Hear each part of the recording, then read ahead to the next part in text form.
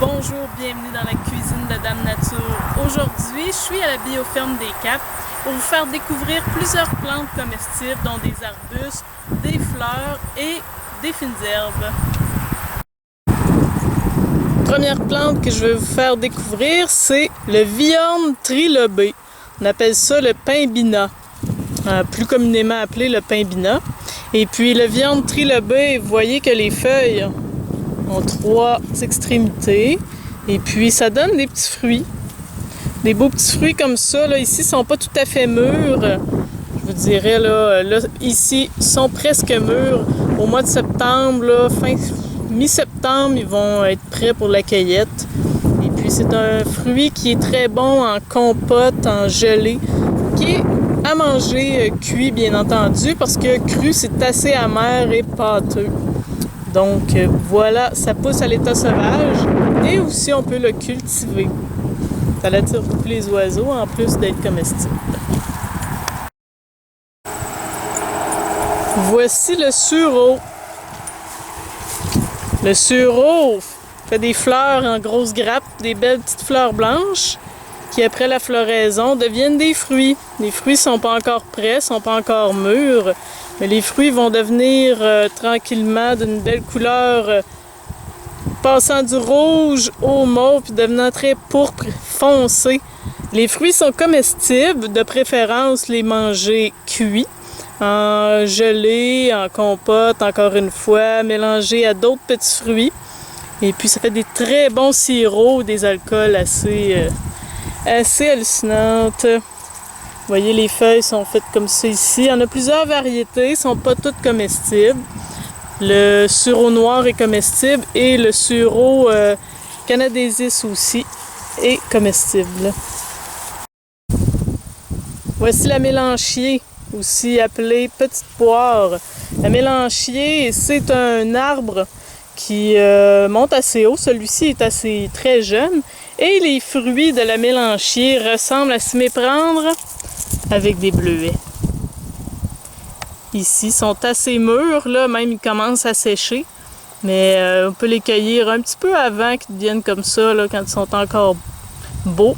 Ça se mange nature, mais aussi, comme beaucoup d'autres fruits plus sauvages, plus rustiques, ça se mange cuit. Et puis, encore une fois, on peut faire des alcools avec ça. Assez intéressante. Et ça embarque dans la préparation de beaucoup de desserts, au même titre que les bleuets. Revoici l'épilobe à feuilles étroites qui est en fin de floraison. Les fleurs sont d'un beau rose qui peut aller jusqu'au fuchsia ou pourpre. Et puis sur cette plante-là, il y a beaucoup de choses comestibles, en particulier les feuilles. Et je vous avais déjà parlé des jeunes pousses. Bien là, quand les feuilles sont un peu plus matures, ils peuvent faire un bon succès d'année de thé. Les Amérindiens en buvaient beaucoup pour remplacer le thé. En fait, ils ne connaissaient pas le thé. Et puis, bon, les fleurs aussi sont comestibles, fraîches. Vous pouvez les cueillir entières pour les ajouter à vos salades de fruits ou même à des salades vertes. Ça va faire une touche très intéressante et sauvage. Voici le super chardon qu'on aime tant, hein, qui s'accroche après notre linge comme du velcro, puis même après ma peau. Tu sais. Le chardon, c'est comestible, et oui. Ce qu'on prend le plus souvent, c'est pour les tisanes. En fait, c'est la racine qu'on prend le plus souvent pour les tisanes. Et puis les jeunes pousses de chardon, c'est-à-dire avant qu'elles deviennent très pointues puis que les fleurs sortent, sont comestibles. Je vous dirais même aussi que les fleurs ici, qui sont pas piquantes, sont comestibles.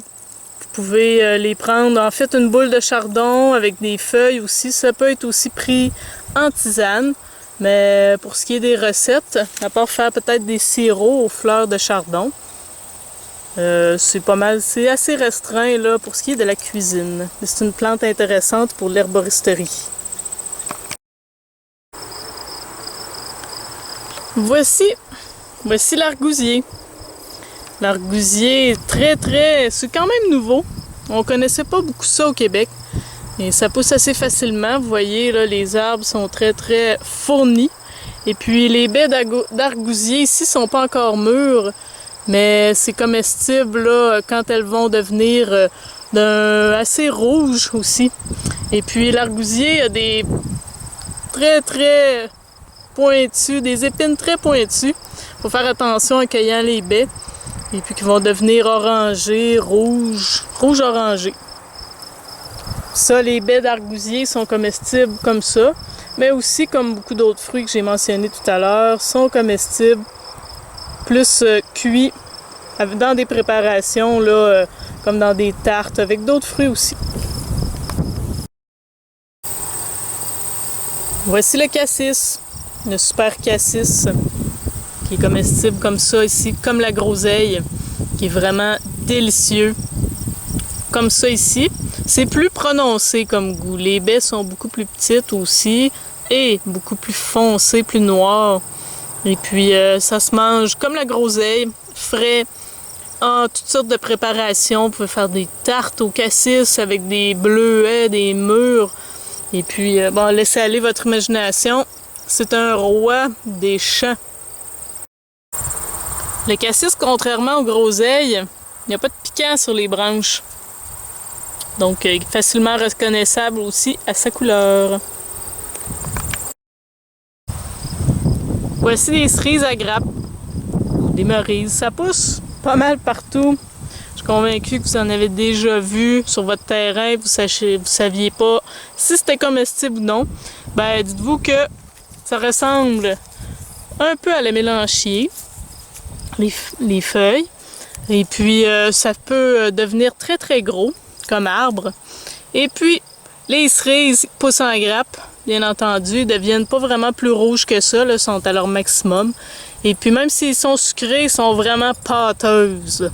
Très, très, très pâteuses. Et puis, sont très bonnes pour faire des sirops parce qu'elles perdent un peu de leur goût pâteux. Donc, beaucoup de pectine, on peut faire des gelées avec ça, les joindre avec des pommettes. Et puis, faire des confitures aussi de cerises à grappes. Mais bien sûr, il y a un gros noyau à l'intérieur, donc ça reste quand même très difficile à consommer là, dans des tartes. Hein. Voici les baies 4 temps. Je vous ai présenté au printemps cette plante-là quand elle était en fleur, une belle fleur blanche. Et puis, ça produit des fruits en grappes. Ils sont assez secs, un peu sucrés, mais surtout bon pour cuire, faire des sirops encore là. Et ça pousse dans les sous-bois en très grande quantité. Quand il y en a un plant, il y en a plusieurs autres plants. Voici le rosier rustique qui pousse sauvage ou cultivé. Le rosier rustique est très très résistant aux maladies et comestible, donc c'est super intéressant à voir sur notre terrain. Ça sent bon, c'est le plus odorant. Et puis les pétales de rose sont comestibles, soit directement comme ça, fraîches, en sirop, dans des salades, etc. Le parfum est super intéressant.